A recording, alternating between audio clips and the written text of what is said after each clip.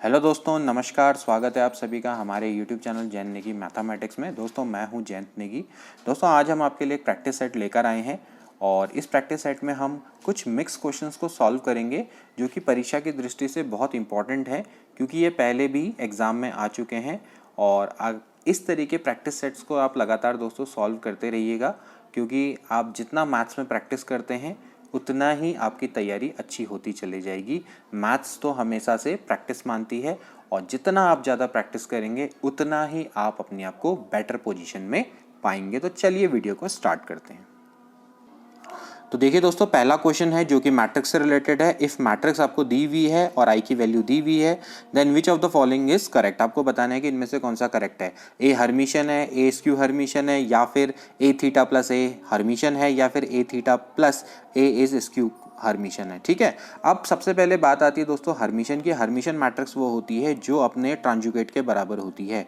आपने मेरी वीडियोस देखी होंगी तो उसमें मैंने आपको हर्मिशन और स्क्यू हर्मिशन मैट्रिक्स के बारे में बताया है। ए थीटा का मतलब क्या है कि आपने सबसे पहले इसका क्या करना है, कंजुगेट निकालना है, फिर उसके बाद उसका क्या कर देना है, ट्रांसपोज कर देना है। तो अगर वो ए के बराबर आता है तो वो हर्मिशन है, अदरवाइज वो आपकी क्या है, अगर माइनस ऑफ ए के बराबर आता है तो वो स्क्यू हर्मिशन है। ठीक है, अब स्क्यू हर्मिशन की दोस्तों एक कंडीशन होती है कि इसके जो डायगोनल एलिमेंट होते हैं, यानी प्रिंसिपल डायगोनल के एलिमेंट होते हैं, या तो वो जीरो होने चाहिए या फिर प्योरली इमेजनरी होने चाहिए। तो यहाँ पर तो साफ साफ सी कंडीशन है, ना ही ये जीरो है ना ही ये प्योरली इमेजनरी है। तो स्क्यू हर्मिशन वाला केस तो हट गया। तो अब चेक करते हैं कि क्या ये हर्मिशन है। हर्मिशन के लिए हमें क्या करना पड़ेगा, सबसे पहले इसका कॉन्जुगेट निकालना पड़ेगा। अगर इसका कॉन्जुगेट निकालेंगे तो आएगा भाई 1 प्लस आई माइनस आई और 1 प्लस आई। ठीक है, इसके बाद इसका क्या कर देंगे, इसके बाद इसका कर देंगे ट्रांसपोज। तो आप इसका ट्रांसपोज निकालिए, इसका ट्रांसपोज होगा जो कि ए थीटा के बराबर होता है। ठीक है, यानी हो जाएगा भाई 1 प्लस आई माइनस आई 1 प्लस आई। क्या करते हैं, रो एंड कॉलम को आपस में इंटरचेंज कर देते हैं। तो भाई यहाँ पर से आप देख सकते हैं कि it is not equal to A, ये ए के बराबर भी नहीं है ना ही माइनस ए के बराबर है। तो भाई साफ साफ है कि भाई ये हर्मिशन भी नहीं है, स्क्यू हर्मिशन भी नहीं है। अब ये तीसरे वाले पॉइंट को चेक करते हैं। तीसरे वाले में आपको क्या करना पड़ेगा, इसमें ए ऐड करना पड़ेगा। तो भाई आप एक काम करिए, इसको चलो मैं ए थीटा लिख देता हूँ, प्लस ए चेक कर लेता हूँ। ठीक है, तो अगर हम इसको चेक करेंगे दोस्तों तो यहाँ पर हो जाएगा भाई 1 प्लस आई माइनस आई 1 प्लस आई। ठीक है, और इसमें आप ए ऐड करिए, ए ऐड करो तो ये है 1 माइनस आई और ये आपका है आई माइनस आई और 1 माइनस आई। ठीक है, ये एक ही वैल्यू है। आप इन दोनों को ऐड करिए, इन दोनों को अगर आप ऐड करेंगे दोस्तों तो क्या आएगा, ये आपका आ जाएगा भाई 2, ये हो जाएगा 2i माइनस 2i एंड फिर अगेन 2। ठीक है, तो लेट मैं इस मैट्रिक्स को चलो मैं इसको P मान लेता हूँ। ठीक है, अब मुझे फिर से वही चेक करना पड़ेगा क्या ये हर्मिशन है या फिर ये स्क्यू हर्मिशन है। ठीक है, अब साफ साफ सी बात है, देखिए यहाँ पर से अगर मैं 2 कॉमन ले लेता हूँ तो ये बचेगा भाई 1i माइनस आई और 1।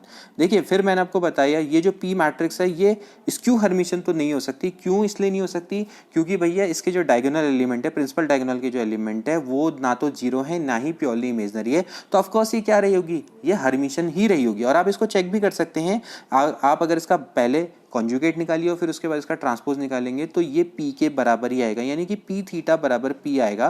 तो ऑफकोर्स ये जो आपकी मैट्रिक्स है ये आपकी यानी ए थीटा प्लस ए है, ये आपकी दोस्तों एक हर्मिशन मैट्रिक्स है। तो सी वाला ऑप्शन इसका बिल्कुल करेक्ट है। तो डी वाला भी इस तरह से गलत हो गया। ठीक है, तो आप इस तरह से दोस्तों इस क्वेश्चन को करते हैं। आपके आई होप कि समझ में क्वेश्चन आया होगा। इसके बाद नेक्स्ट क्वेश्चन देखिए, the term independent of x in the binomial expansion is equal to. अब आपके सामने एक बाइनोमियल का थ्योरम का एक क्वेश्चन आ गया। ठीक है, तो आप इस क्वेश्चन को किस तरीके से करेंगे, आपको बताना है कि टर्म इंडिपेंडेंट ऑफ एक्स। तो सबसे पहले आप इसका दोस्तों क्या निकालेंगे, जनरल टर्म। देखिए जनरल टर्म का फॉर्मूला क्या होता है, पहले आप इसको याद रखिए, टी आर प्लस 1 बराबर होता है NCR ए की power n minus r b की पावर आर। ठीक है, जहाँ ए आपका क्या होता है, ये वाला टर्म है, बी ये वाला टर्म है। ठीक, तो आप इसके वैल्यू को यहाँ पर रख दीजिए तो क्या हो जाएगा दोस्तों, ये हो जाएगा टी आर प्लस 1। बहुत सिंपल क्वेश्चन है, बहुत इजीली आप इसको कर सकते हैं। ठीक है, ये हो जाएगा भाई, देखिए यहाँ पर n की वैल्यू आपकी कितनी है, 10 है। तो हो जाएगा भाई 10CR, ए की वैल्यू है आपकी 2/x²। बस इसमें वैल्यू पुटअप करनी है n माइनस आर, यानी कि हो जाएगा 10 माइनस आर, और फिर b की वैल्यू आपकी कितनी है, माइनस ऑफ रूट एक्स है। ठीक है ना, फॉर्मूला आपका क्या होता है, फॉर्मूला होता है a प्लस बी की पावर n का। ठीक है, और फिर इसमें हम क्या निकालते हैं, general term r at term इस तरह से निकालते हैं, T r plus 1 at term. ठीक है, तो ये इसकी पावर कितना हो जाएगा दोस्तों, ये हो जाएगा r। ठीक है, अब आप थोड़ा सा यहाँ पर से सॉल्व करिए इसको। देखिए सॉल्व किस तरीके से करेंगे, मैं इसको सॉल्व करके बताता हूँ। तो ये हो जाएगा भाई टी आर प्लस 1 बराबर हो जाएगा 10CR, थोड़ा सा सॉल्व करिए टू की पावर कितना हो जाएगा भाई 10 माइनस आर, एक्स ऊपर चला जाएगा तो भाई -2 हो जाएगा, अगर ये -2 हो जाएगा तो ये हो जाएगा भाई 2r-20। ठीक है, मैं डायरेक्टली सॉल्व कर रहा हूँ और आपको इसको सॉल्व करना आना भी चाहिए। ठीक है, अब ये -1 की पावर इसको r लिख सकते हैं क्योंकि माइनस में है, और x की पावर कितना हो जाएगा r/2 हो जाएगा, क्योंकि x की पावर 1/2 है तो 1/2 इंटू r हो जाएगा, और -1 की पावर r ये बाहर आ जाएगा। ठीक है, तो भाई अब इसको सॉल्व करिए तो यहाँ पर से देखिए क्या हो जाएगा, -1 की पावर r को तो मैं बाहर ले लेता हूँ और हो जाएगा भाई 10cr 2 की पावर 10 माइनस r। ठीक है, x की पावर देखिए 2r-20 और ये प्लस क्या हो जाएगा r/2 हो जाएगा, क्यों, क्योंकि पावर आपकी ऐड हो जाएंगी। ठीक है, लॉ ऑफ इंडिसेस लगेगा। अब आपसे क्या कह रहा है कि भाई ये x वाला टर्म यहाँ रहे ना, आगे x वाला टर्म कब नहीं रहेगा, जब इसकी पावर 0 हो जाएगी। तो भाई आपको क्या करना पड़ेगा, इसके लिए आपको करना पड़ेगा भाई कि यहाँ पर कि जो ये तो दोस्तों इसके लिए आपको क्या करना पड़ेगा कि जो 2r-20 प्लस r/2 है ये बराबर होना चाहिए 0। ठीक है, अब आप यहाँ से निकाल लीजिए, इसकी वैल्यू आप 0 निकालिए तो यहाँ से आपको क्या निकालना है, r की वैल्यू निकालनी है। ठीक है ना, तो बस अब आप इसको निकालिए, कैसे हो जाएगा भाई, अब 2r प्लस r/2 बराबर हो जाएगा 20। अब आप इसको सॉल्व करिए, सॉल्व करेंगे तो हो जाएगा भाई 4r प्लस r बराबर हो जाएगा 40। ठीक है, 5r बराबर हो गया कितना, 5r बराबर हो जाएगा आपका 40, और 5 अट्ठे हो जाता है 40। ठीक है, तो भाई r की वैल्यू कितनी आ गई, 8 आ गई। ठीक, अब r की वैल्यू अगर 8 आ गई तो यहाँ पर रख दो, अब r की वैल्यू यहाँ पर रख दीजिए, ये वाले का तो क्या हो जाएगा, x की पावर 0 हो जाएगा, ये तो भाई 1 हो जाएगा। तो भाई आपको कोफिशिएंट निकालना है, तो भाई यहाँ पर से क्या हो जाएगा, कोफिशिएंट कितना हो जाएगा, देखिए कोफिशिएंट हो जाएगा दोस्तों -1 की पावर r की जगह पर आपने 8 रखना है, 10c8 2 की पावर 10 माइनस 8 दैट इज 2। ठीक है, -1 की पावर 8 1 हो जाएगा। भाई 10c8 क्या होता है भाई, ये होता है 10c2। अगर आपको फॉर्मूले पता है तो आप इसको बहुत इजीली कर सकते हैं। ठीक है, 10c2 कितना होता है दोस्तों, ये आपका कितना हो जाएगा दोस्तों, ये हो जाएगा 10 इंटू 9 डिवाइडेड बाई 2 इंटू कितना हो गया 4, और ये आपका 4 से कट के ट्वाइस हो जाएगा, तो 10 नम्मा होता है 90, 90 दूनी होता है 180। तो 180 दोस्तों इसका राइट आंसर है। ठीक है, तो इस तरीके से आप इनको सॉल्व करते हैं। ठीक है, तो इस तरह से आप क्या कर सकते हैं, the term which is independent of x, आपको बताना है इंडिपेंडेंट ऑफ x, तो इसका मतलब है कि आपको x की पावर 0 करना था, तो आप इसके लिए क्या करेंगे, सारे टर्म्स को x के टर्म में कन्वर्ट कर देंगे, x की पावर में कन्वर्ट कर देंगे। ठीक है भाई, आप उसको क्या कर दो, आप उसमें x की पावर 0 कर दो, तो आपको r निकालना था, r ही आपके लिए अननोन था ना। इसके बाद देखिए दोस्तों अगला प्रश्न, if 1 plus 2x minus x square की 6 पावर 6 बराबर है आपको a0 plus a1x plus a2x square से लेकर आपको 12 तक दे रखा है, तो आपको बताना है भाई इसकी वैल्यू क्या होगी, a0 minus a1 plus a2 minus a3 plus a4 ये। ठीक है, अब आप दोस्तों अगर आप कंपेयर करें, देखिए आपको बस ये मेथड ऑफ कंपैरिजन से निकाल देना है। आप यहाँ से कंपेयर करिए, देखिए a0 तो a0 है, यहाँ पर a1 की जगह पे माइनस a1 आ गया, तो ऑफकोर्स x बराबर क्या रहा होगा, -1 रहा होगा। ठीक है ना, अब आप देख सकते हैं अगर -1 का स्क्वायर करेंगे तो प्लस, ऑल्टरनेट पे चल रहा तो भाई क्या करना है, x की जगह पे -1 रख दो, तो क्या हो जाएगा भाई 1 माइनस 2 और फिर -1 की होल पावर 6। आपने क्या करना है, इसमें x की जगह पे -1 रख देना है। ठीक है, तो 1 माइनस 2 और ये हो जाएगा -1, तो भाई ये और ये तो कट गए भाई, -2 की पावर 6 दैट इज 2 की पावर 6, तो कितना होता है भाई 64 होता है, तो 64 इसका राइट आंसर है। इसके बाद देखिए अगला प्रश्न, इफ C20n+2 बराबर C20n-2 then what is the value. इसका मतलब क्या है दोस्तों, मैं आपको बताता हूँ। जैसे अगर आपके सामने CN, R लिखा है तो इसका मतलब है NCR। ठीक है, तो आपसे कह रखा है भाई 20CN+2 बराबर दे रखा है भाई 20CN-2। ठीक, तो भाई यहाँ से आपको क्या करना है, n की वैल्यू को फाइंड आउट करना है। बहुत सिंपल है दोस्तों, अगर आपका NCA बराबर अगर NCB हो तो a प्लस बी बराबर n होता है, ये रूल होता है। ठीक है, दोनों का सम आपका n के बराबर होता है, तो बस आपने क्या करना है, दोनों को ऐड कर दो भाई, n+2 प्लस n-2 बराबर हो जाएगा 20। ठीक है, तो भाई 2 से 2 कैंसिल आउट हो गया, तो भाई ट्वाइस n बराबर हो गया 20, तो n बराबर कितना हो गया भाई 10। ठीक, तो n बराबर हो गया 10, तो 10 इज द राइट आंसर, तो सी वाला इसका बिल्कुल करेक्ट है।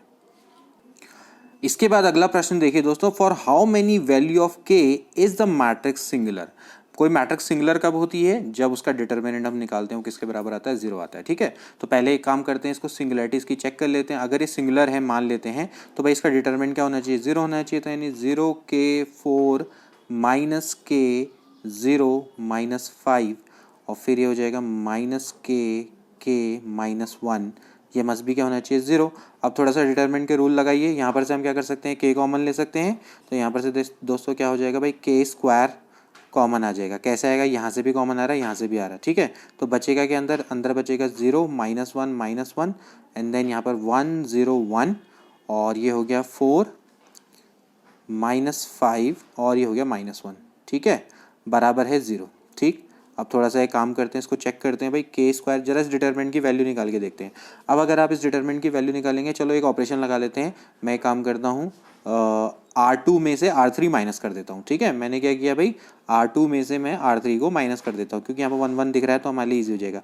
ये हो जाएगा 0, ये हो जाएगा -1, दैट इज़ -4, ठीक है, और -1 1 और ये हो गया -1, ठीक है। अब एक काम करते हैं, इसके रिस्पेक्ट में खोल देते हैं। तो जब आप इसको खोलेंगे दोस्तों, तो आपका क्या आएगा, ये देखिए, ये हो जाएगा k स्क्वायर इंटू -4 +4।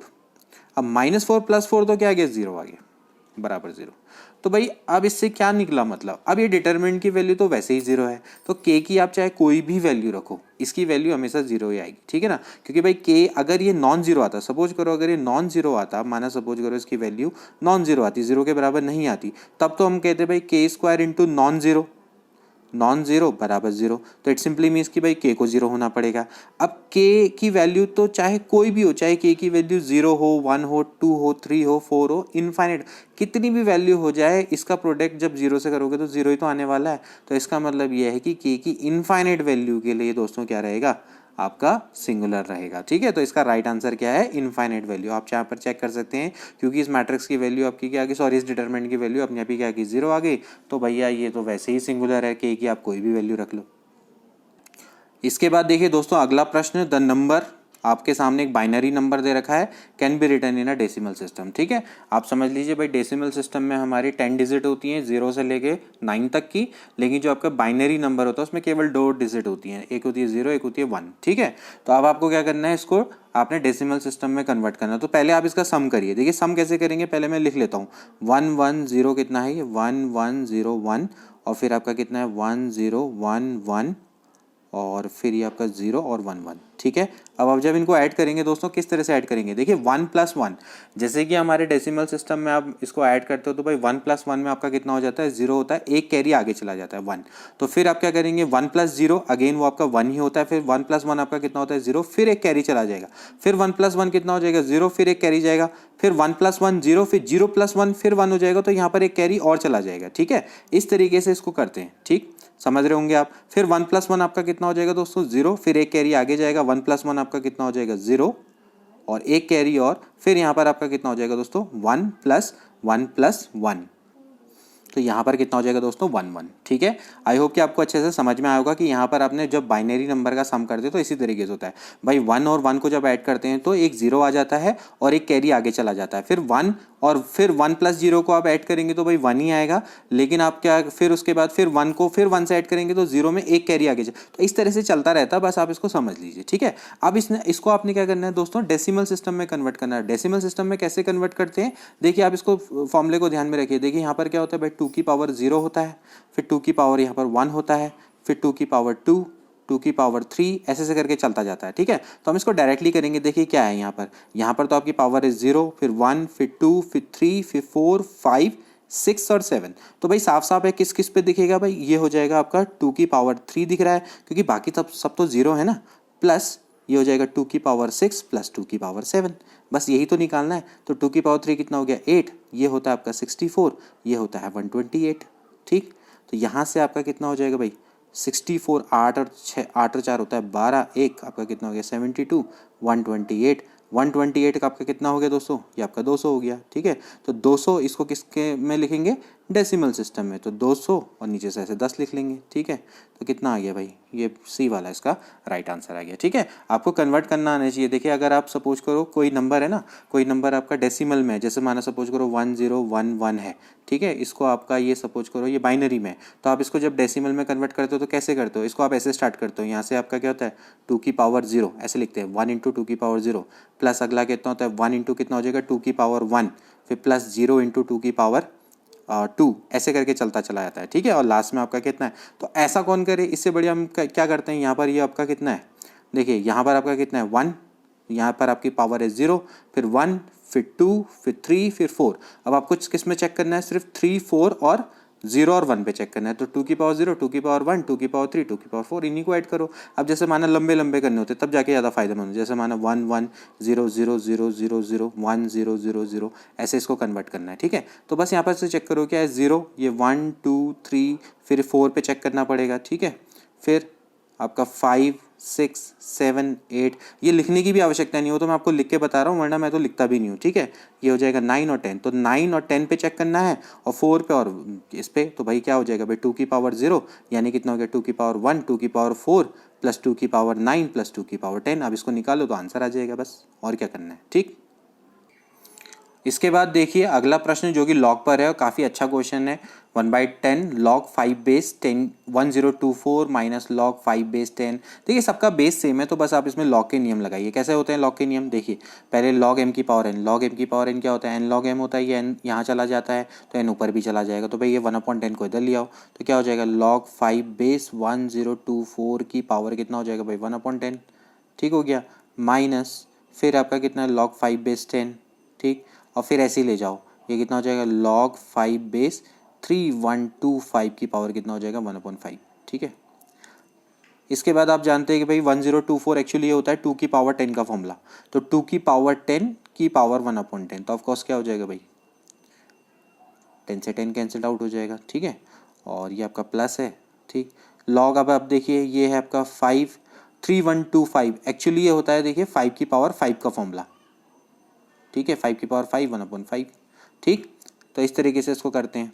तो आगे इसको सॉल्व करो, ये 10 से 10 कटेगा, लॉग 5 बेस 2 हो जाएगा माइनस लॉग 5 बेस 10 प्लस ये हो जाएगा भाई लॉग ये कटा लॉग 5 बेस 5। ठीक है, लॉग 5 बेस 5 आ गया। अब आप चाहो तो इसको सॉल्व कर लीजिए। देखिए आपके क्या हो जाएंगे, ये दोनों तो आपके ऐड हैं तो इन दोनों का हो जाएगा भाई प्रोडक्ट। ठीक है, और ये आपका चला जाएगा डिवाइड में। ठीक है, अब आप बताइए क्या बचेगा अंदर, ये बचेगा आपका 10/10। तो 10/10 तो कितना होता है 1, तो लॉग 5 बेस 1, तो लॉग 1 कितना हो जाता है दोस्तों 0 हो जाता है, तो लॉग 1 आपका हो गया 0, तो ए वाला ऑप्शन बिल्कुल करेक्ट है। ठीक है ना, लॉग की डेफिनेशन समझते हैं ना, लॉग का मतलब क्या होता है, अगर मैं कहता हूँ लॉग ए बेस एन बराबर वाई, तो इसका मतलब क्या है कि भाई ए की कितनी पावर करें। ठीक है ना, ए की कितनी पावर करें कि भाई एन बन जाए। ठीक है, यानी ए की पावर वाई बराबर एन। ठीक, तो अगर आपसे कोई बोलता है कि भाई लॉग 5 बेस 1, ठीक है, तो इसका मतलब क्या है कि 5 की कितनी पावर करे 1 बन जाए, तो 5 की पावर 0 करोगे तभी तो 1 बनेगा ना, तो यहाँ पर इसका आंसर क्या आना चाहिए 0 आना चाहिए। ठीक, इसके बाद नेक्स्ट क्वेश्चन देखिए दोस्तों, इफ x बराबर है log c base a b, y बराबर है log a base b c और z बराबर है log b base c a, then which of the following is correct. आपको बताना है इसमें से कौन सा करेक्ट है। काफ़ी अच्छा क्वेश्चन है दोस्तों। अगर आप देखें इन तीनों का अगर आप प्रोडक्ट करेंगे x y z बराबर 1 नहीं आएगा, आप इसका प्रोडक्ट करके देख सकते हैं। अगर आप इनका सम करते हैं तो भी नहीं आएगा, इसका मतलब सी और डी में से कुछ करेक्ट होना चाहिए। तो आप एक काम करिए 1+x और 1+y और 1+z निकाल के देखिए। अगर मैं यहाँ पर दोस्तों 1+x करता हूँ तो यहाँ पर आपका कितना आ जाएगा, ये आ जाएगा भाई 1 log c base a B.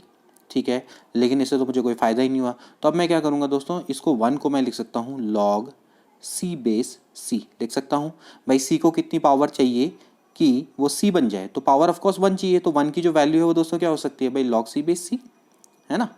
तो यहाँ पर से दोस्तों क्या हो जाएगा, क्योंकि दोनों का सम हो रहा है log a plus log b, दोनों का बेस सम है, तो भाई क्या हो जाएगा दोनों का प्रोडक्ट हो जाएगा log a b c हो जाएगा। ठीक, अब ऐसा ही फॉर्मूला हमें यहाँ पर क्या करना पड़ेगा 1+y में भी अपनाना पड़ेगा। भाई जब 1+y करेंगे दोस्तों तो आपका कितना आ जाएगा, देखिए आप यहाँ पर से देख सकते हैं भाई 1+y करेंगे तो यहाँ पर हो जाएगा भाई 1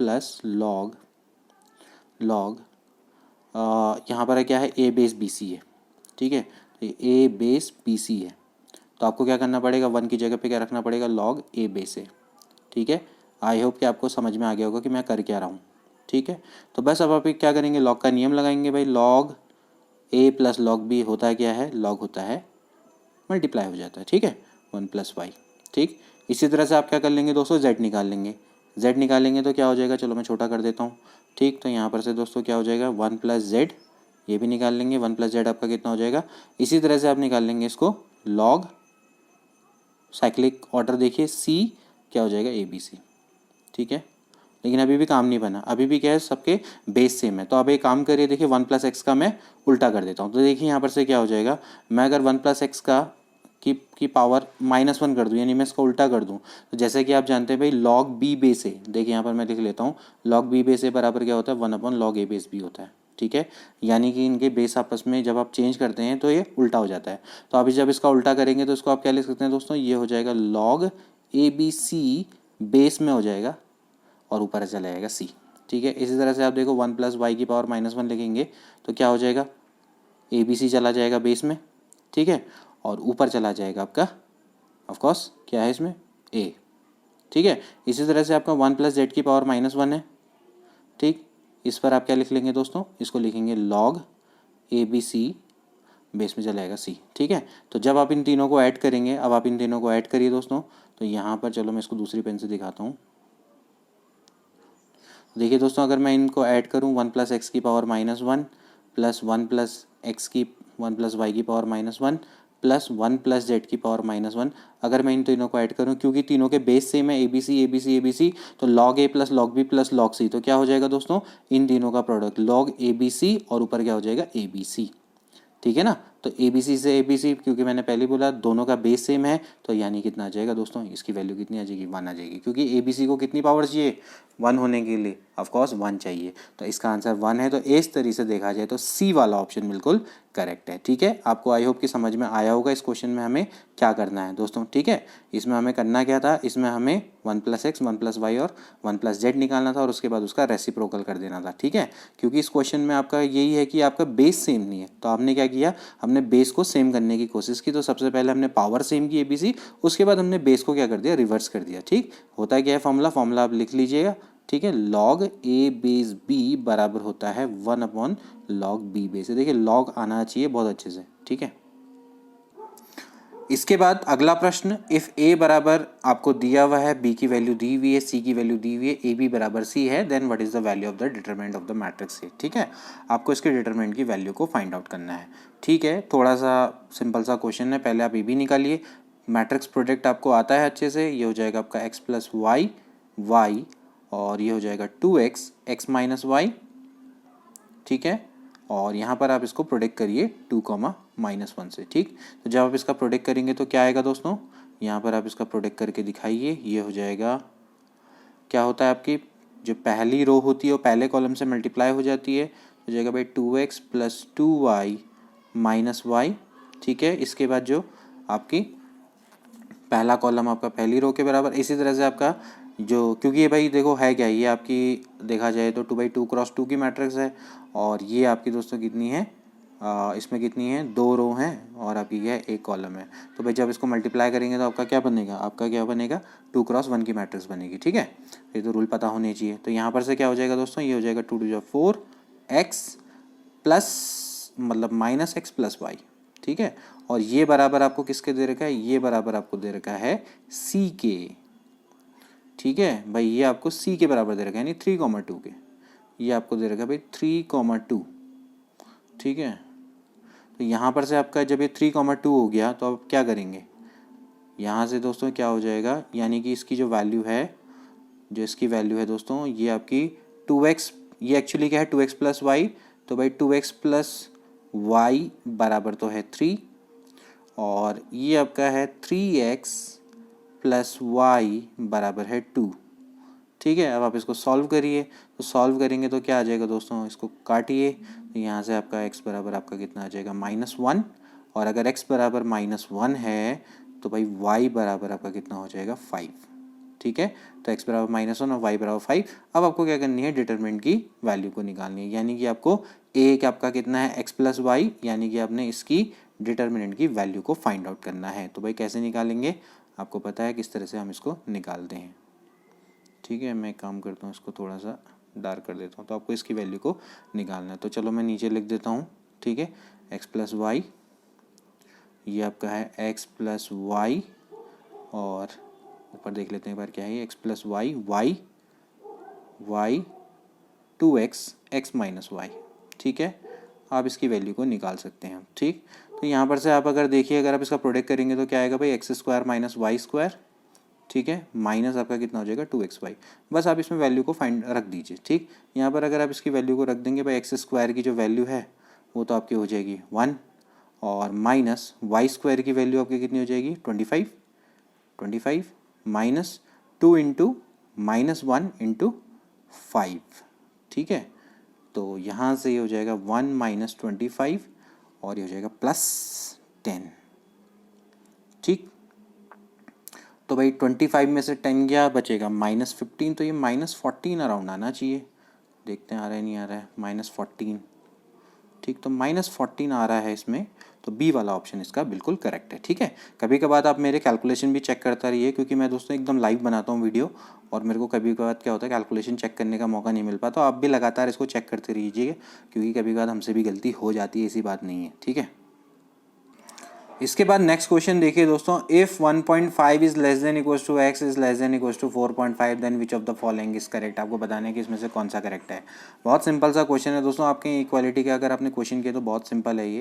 भाई 1.5 एक्चुअली कितना होता है भाई 3/2। ठीक है, और भाई 4.5 कितना होता है 9/2। ठीक है, तो अगर x की वैल्यू भाई 3/2 और 9/2 के बीच में है तो भाई इसका क्या मतलब है, इसका मतलब यही है दोस्तों कि अगर आप एक नंबर लाइन बनाएंगे, ठीक है, आप अगर एक नंबर लाइन बनाएंगे तो यहाँ पर आपका क्या हो जाएगा 9/2 हो जाएगा। ठीक है, और ये आपका कितना हो जाएगा भाई 3/2। ठीक, तो ये आपका होता है पॉजिटिव, ये आपका क्या होता है नेगेटिव, ये आपका क्या होता है पॉजिटिव। ठीक, तो अगर आप इसको किस तरह से दिखाएंगे, इसको आप फैक्टर मेथड से आप दिखा सकते हैं। इसका मतलब है कि भाई x माइनस 3/2 इंटू आपका x माइनस 9/2। ठीक है, यानी कि इन दोनों का प्रोडक्ट आपका क्या होना चाहिए दोस्तों, शुड बी लेस देन 0, क्योंकि आपका नेगेटिव वाला पार्ट दिखाना है। ठीक है, क्योंकि आपको ये वाला पार्ट दिखाना है तो इसको इसी तरह से दिखाते हैं भाई 3/2 और 9/2 के बीच का एरिया ये है। 3/2 से लेके 9/2 का एरिया क्या होना चाहिए नेगेटिव। तो ऑफकोर्स अगर ये बीच का पार्ट अगर ये नेगेटिव है तो इन दोनों का प्रोडक्ट क्या आना चाहिए नेगेटिव आना चाहिए। तो इसका मतलब क्या हो जाएगा भाई 2x minus 3 into 2x minus 9 should भी क्या होना चाहिए लेस देन इक्वल्स टू 0 होना चाहिए। ठीक है, तो इस तरीके से हम इसको दिखाएंगे। तो क्योंकि यहाँ पर लेस देन इक्वल्स टू का साइन है तो ये आपका जो डी वाला ऑप्शन है बिल्कुल करेक्ट है। ठीक है,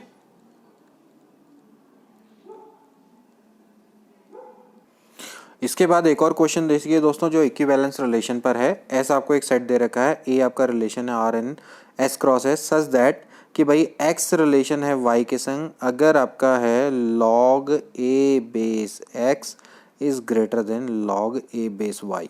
ठीक है, आपको जहाँ पर ए की वैल्यू 1/2 दे रखी है। ठीक है, यानी ए आपका 0 से लेके 1 के बीच में है। तो ठीक है, पहले आप चेक करिए रिफ्लेक्सिव का मतलब क्या होता है दोस्तों कि एक्स का रिलेशन आपका क्या होना चाहिए एक्स के संग होना चाहिए। तो दोस्तों इसका मतलब ये है कि भाई log a base x should be greater than log a base x। क्या ये सही है? हो सकता है ऐसा? नहीं हो सकता। ठीक है ना, ग्रेटर देन इक्वल टू होता तो भी मान लेते, लेकिन यहाँ पर आपका ये तो इसका मतलब है कि रिफ्लेक्सिव तो नहीं है। ठीक है, उसके बाद जो दूसरा रिलेशन दूसरा क्या होता है भाई सिमेट्रिक। सिमेट्रिक का मतलब ये है कि भाई x का रिलेशन y के संग है तो y का रिलेशन क्या होना चाहिए x के संग भी होना चाहिए। तो इसका मतलब ये कि अगर log a base x is greater then log a base y है तो इसका मतलब है कि log a base y should be greater than log a base x होना चाहिए। तो क्या ये सही है? ये भी गलत है। ठीक है, ऐसा कैसे हो सकता है ना कि भाई log a बेस x अगर greater than log a base y है तो भाई log a base y greater than log a base x तो नहीं हो सकता। ठीक है, इसके बाद अगला होता है ट्रांजिटिव। ट्रांजिटिव का मतलब है कि x का रिलेशन y के संग है, y का रिलेशन z के संग है, तो ये इम्प्लाई करता है कि x का रिलेशन z के संग भी होगा। ठीक है, तो भाई इसका मतलब ये है कि भाई log a बेस x अगर greater than log a base y है और साथ में log a base y is greater then log a base z है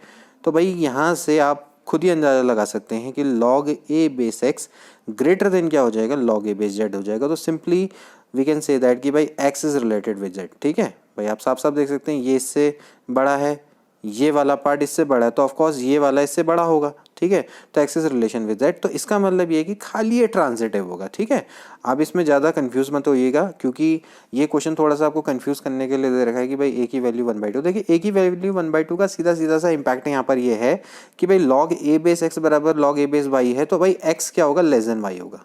ठीक है, x लेस देन y इसलिए होगा क्योंकि भाई a की पावर जो कि हमने बोला कि भाई ए की कितनी पावर लगेगी कि भाई वो एक्स बन जाए, ठीक है। तो अगर ए की ज़्यादा पावर लग रही है एक्स बनाने में, तो ए क्या है एक्चुअली, ए है 1/2। तो अगर ए की पावर अगर आपकी ज़्यादा लग रही है एक्स बनाने में, तो ऑफकोर्स वो क्या है आपका, वो आपका y से छोटा है, ठीक है ना, वो y से छोटा है, क्योंकि आप 1/2 की जितनी ज़्यादा पावर करेंगे, 1/2 की जितनी ज़्यादा पावर करेंगे उतना छोटा नंबर बनता चला जाएगा। तो भाई जहाँ पर पावर कम लगेगी वो ऑफकोर्स बड़ा नंबर होगा। तो यहाँ पर है कि भाई a की आप कितनी पावर कर लें, अगर आप a की पावर 2 करते हैं, 3 करते हैं, 4 करते हैं, तो अगर log a बेस x बड़ा है तो इसका मतलब कि a की ज़्यादा पावर लग रही है x बनाने में। तो अगर a की ज़्यादा पावर x लगाने में बन रही है और यहाँ पर a की कम पावर लग रही है y बनाने में, तो ऑफकोर्स क्या होगा कि भाई x लेस देन y होगा इस केस में बस। और बाकी आप चाहो तो x लेस देन y से भी कर सकते हो कि भाई x लेस देन y है तो x लेस देन x कैसे हो सकता है, वो तो पॉसिबल नहीं है। इसको आप दूसरे एस्पेक्ट से भी कर सकते हो कि भाई आप इसमें आप सिमेट्रिसिटी और आप रिफ्लेक्सिबिलिटी और ट्रांजिटिविटी दे सकते हो कि भाई x अगर लेस देन x है तो भाई वो कैसे हो सकता है, ट्रू नहीं हो सकता। अगर आपका x लेस देन y है तो y लेस देन x कैसे हो सकता है, ये भी नहीं हो सकता। इसी तरह से आपका अगर x लेस देन y है, y लेस देन z है, तो भाई x लेस देन z होगा, ये तो ट्रू है। तो भाई यहाँ से आपका ट्रांजिटिव निकल के आ जाता है, ठीक। तो यहाँ से इसका आंसर क्या होना चाहिए, ट्रांजिटिव ओनली। इसके बाद अगला question, what is the value of the determinant. आपको एक आयोटा की डिटर्मिनेंट दे रखी है, आपको इसकी वैल्यू निकालनी है। बहुत सिंपल सा क्वेश्चन है। किस तरीके से करेंगे, जैसे कि आपको पता है कि भाई आई की साइक्लिसिटी आपकी कितनी होती है, 4 होती है, यानी आई की पावर 4 1 हो जाती है। तो आप क्या करिए, जहाँ पर आपको 4 से ज़्यादा बड़े नंबर लगते हैं तो वहाँ पर आप क्या कर दीजिए, उसको डिवाइड कर दीजिए 4 से। तो देखिए यहाँ पर आपका क्या हो जाएगा, भाई ये आई है। अब आपको पता है कि भाई जो आई स्क्वायर होता है वो कितना होता है, -1 होता है। आई क्यूब एक्चुअली कितना होता है, माइनस ऑफ आई होता है, ठीक है। इस तरह से आप कर सकते हैं। i4 1 हो जाता है, आई की पावर 6, आई की पावर 6 कितना होता है दोस्तों, आप अगर देखें इसको तो आई की पावर 6 दोस्तों क्या हो जाएगा, आई स्क्वायर दैट इज अगेन -1, और आई की पावर 8 करेंगे तो दोस्तों फिर से क्या आ जाएगा, 1 आ जाएगा। फिर इसको डिवाइड करिए 4 से तो रिमाइंडर कितना बचेगा, 1 बचेगा। तो आई की पावर 9 आपका कितना हो गया, आई। इसके बाद 4 3 12 पूरी तरह से डिवाइड होता है तो यहाँ पर भी कितना आ जाएगा, 1 आ जाएगा। आई की power 15 that is I cube, I cube कितना होता है दोस्तों, -i होता है, ठीक है। तो यहाँ पर चलो कोई भी आपकी रो और कॉलम तो सेम तो आ नहीं रहे, तो कोई बात नहीं, आप एक काम करिए, इसको खोल दीजिए। अगर आप इसको खोलेंगे दोस्तों तो क्या हो जाएगा, आप इसको सॉल्व करिए, ठीक। कोई मुझसे अच्छी मेथड से भी कर सकता है तो उसको कर ले, ठीक है। मुझे तो यही मेथड आती है, तो -1।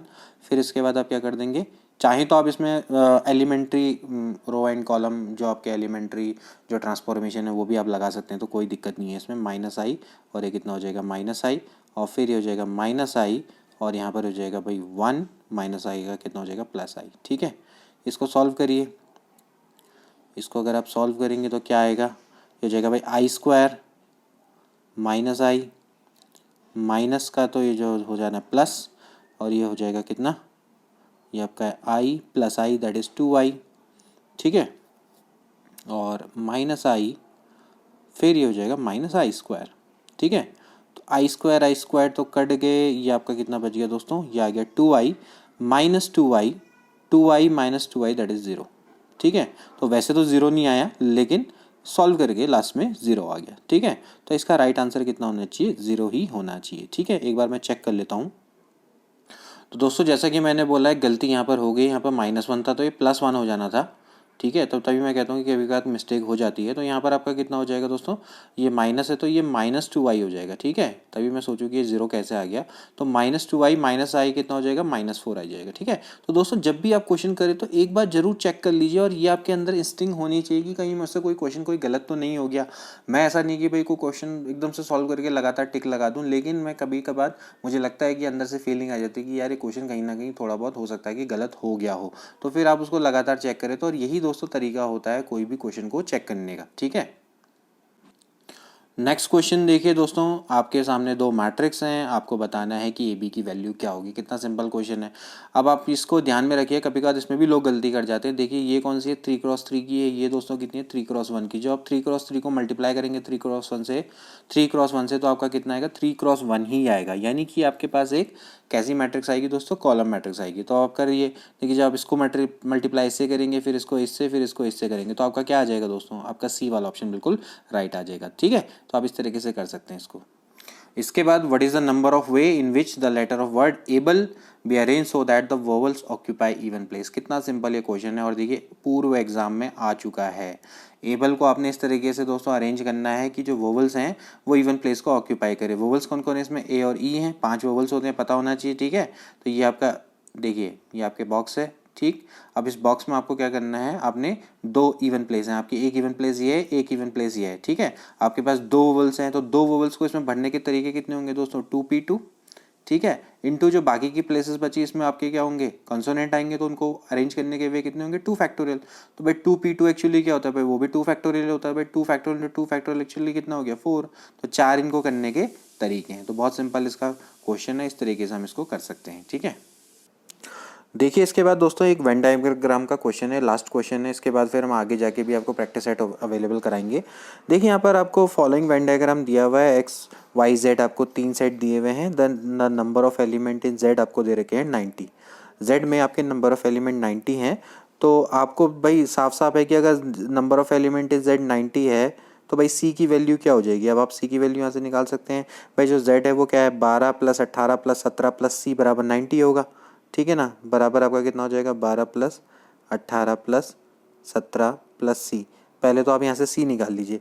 भाई सी कितना हो जाएगा, देखिए 12 18 हो गया 30, 30 और 17 47। तो 90 में से आप कितना माइनस कर देंगे दोस्तों, 47 माइनस कर देंगे। तो 90 में से अगर इतना माइनस कर देंगे तो कितना आ जाएगा 43। तो भाई सी की वैल्यू तो आपकी फिक्स हो गई, सी आपको मिल गया।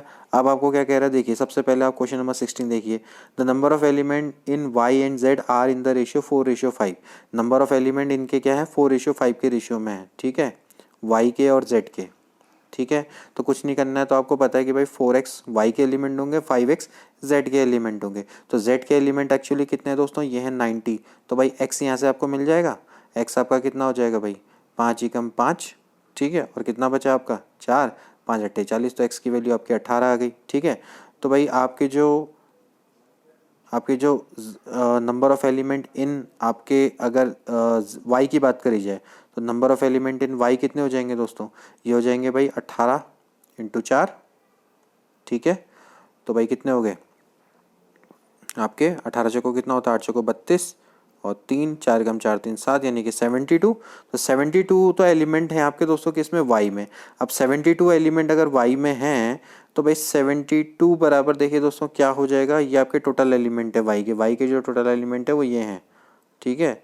यानी कि आपके इतने हो गए 16 + 18 + 17 + b, ठीक है। तो कितना हो जाएगा 16 + 18 + 17 + b। यहाँ से आप क्या कर सकते हैं, आसानी से b निकाल सकते हैं, ठीक। तो b की वैल्यू आप निकाल लीजिए, देखिए कितना हो जाएगा 72 प्लस कितना होता है भाई, 16 16 होता है 32, 33 34 और आपका कितना हो गया भाई 34 और फिर आपका कितना हो 17 तियाँ होता है 51, ठीक है, प्लस b। तो यहाँ पर से आप 17 को माइनस कर दीजिए तो ये हो जाएगा दोस्तों b बराबर हो जाएगा 72 माइनस आपका कितना हो जाएगा 51। 2 में से 1 गया 1 और 7 में से 5 गया आपका 2। तो b की वैल्यू आपकी कितनी आ गई दोस्तों 21। तो c वाला इसका ऑप्शन बिल्कुल करेक्ट है, ठीक है। तो आपको जो जो चीज़ें मिल गई आप उसको लिख लीजिए। आपको सबसे पहले क्या मिला, आपको मिला आपको c की वैल्यू हमने कितनी निकाली, c की वैल्यू निकाली 43 और b की वैल्यू हमने कितनी निकाली दोस्तों, b की वैल्यू निकाली 21, ठीक है। अब अगला क्या है, what is the value of this, ठीक है। अब आप जरा ध्यान से देखिए आपके सामने क्या है, ये actually A union B union C का फॉर्मूला है, X union Y union Z का फॉर्मूला है। तो कहने का मतलब है कि आपको टोटल नंबर ऑफ एलिमेंट निकालने, भाई X Y Z में आपके टोटल नंबर ऑफ एलिमेंट कितने हैं। तो आप क्या करिए भाई सबका सम कर दीजिए, यानी कि आपने क्या करना है भाई जितने भी एलिमेंट है उनका आपने सम कर देना है, A B C जितने भी हैं आपको इसका सम कर देना है, ठीक है। तो भाई जरा यहाँ से निकाल के देखो क्या आएगा। तो दोस्तों हम यहाँ पर से देख सकते हैं कि भाई आपको क्या करना है, NX union Y union Z निकालना है, ठीक है। वेन डायग्राम के क्वेश्चन आप बहुत इजीली कर सकते हैं। तो आपको क्या करना है, इन सबका सम निकालना है। तो भाई क्या हो जाएगा A + B + C प्लस जितने भी आपके कितना है 16 + 18 + 17 + 12, इन सबको ऐड कर दो, ठीक है, +12, ठीक। तो भाई यहाँ से अब आपको क्या है, आंसर इन्होंने थोड़ा सा क्या कर रखा है A + B के टर्म में दे रखा। तो कोई बात नहीं, आप C की वैल्यू तो आपको मिल चुकी है, C की वैल्यू हमने इसलिए पहले निकाल ली थी भाई। तो क्या हो जाएगा A + B प्लस कितना हो जाएगा 43, ठीक है।